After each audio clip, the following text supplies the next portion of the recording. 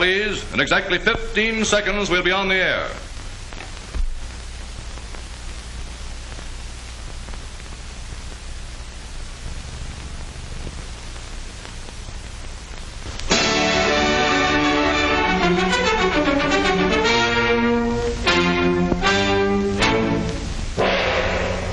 Rubinoff and his violin.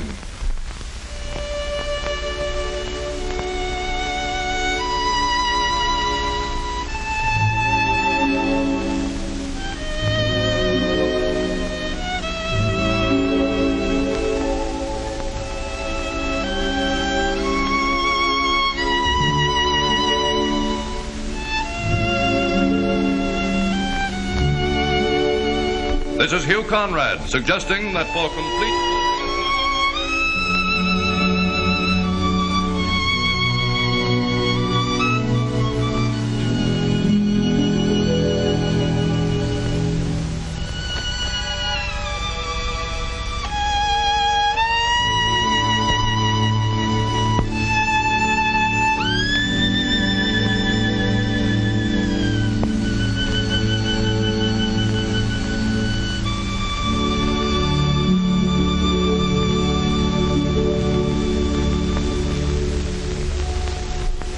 Rubinoff and the orchestra carry on with the overture.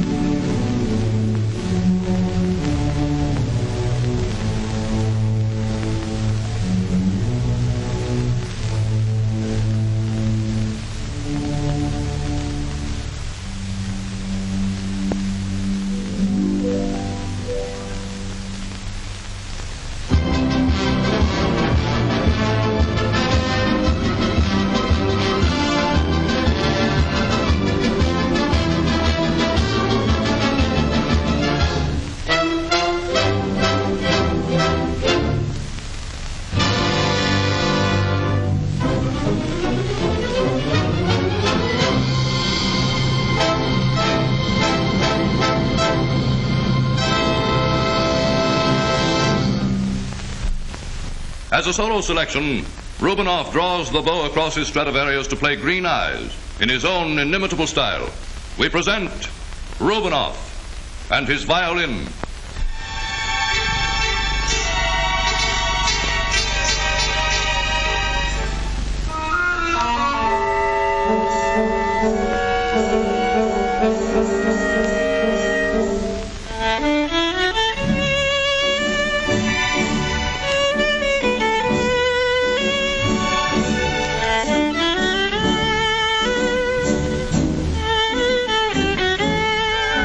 And so, we're on the air. Let's see how the broadcast gets from the studio to your home. Of course, you don't hear the real sounds over your home radio. What you hear is a translation of the sounds. Sound travels in waves. The picture of a sound wave, if we could see it, would look very much like this. These sound waves, made by the musical instruments, travel in all directions at once. Some of them are hitting that microphone and being picked up by it. The microphone is simply an electrical ear, the ear of the broadcast listeners. It picks up sound waves and converts them into electrical current. The operation of the microphone is very similar to the telephone in your home. Any sound, such as music or a voice, pushes this metal ribbon back and forth, causing a corresponding back and forth movement in an electrical current. When I say 1, the ribbon moves back and forth. Watch again. 1. This action of the ribbon sends an electrical current along the wire that leads from the microphone.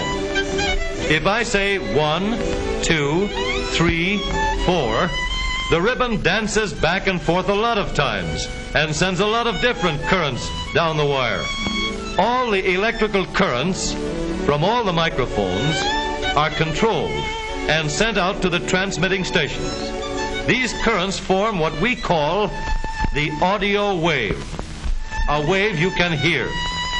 The audio wave still looks like this after it has been changed into electrical current. We want to make this wave stronger, so we amplify it here in the studio control room and again in the master control room. Each time we amplify it, the wave looks a little bigger, like this. Now this wave must travel over wires to the transmitting station hundreds and sometimes thousands of miles from the studio. Rubinoff and the orchestra now offer for your entertainment a rhythmic arrangement of Spring, Beautiful Spring.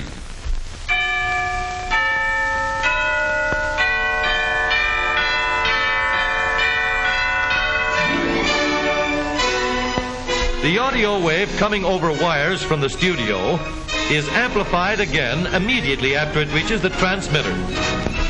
But the trouble with this wave is that it can't carry itself anywhere. So we have to produce another wave that will travel long distances and carry the audio wave with it. The audio wave looks like small water waves. It will only go a short distance, getting weaker and weaker, and finally dying out. In water, little waves can travel a long way if they hitch a ride on a larger wave. So for radio, we make a larger, more powerful wave to carry the little waves. This carrier wave is made by what we call the oscillator. The oscillator acts like an electric pump, producing smooth and steady power that looks like this. When the wave made by the orchestra goes into the transmitter, it is put together with the carrier wave by a process called modulation.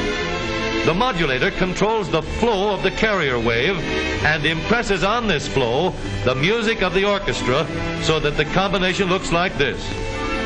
The carrier wave supplies the power, and the wave made in the microphone writes its signature on it. The result is the radio wave. Now comes the job of making this radio wave strong enough so that it will get to your radio.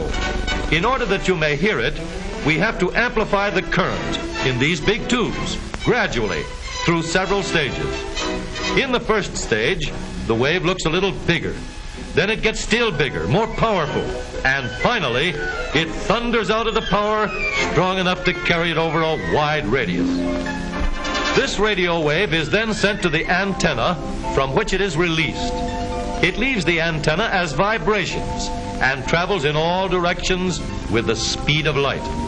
The wave spreads out for hundreds of miles, and finally, your own aerial picks up a small amount of the original vibrations. Radio waves from many programs are being picked up by your radio all the time. You can select any one you wish by merely tuning in your set to receive the same number of vibrations as a particular station is broadcasting.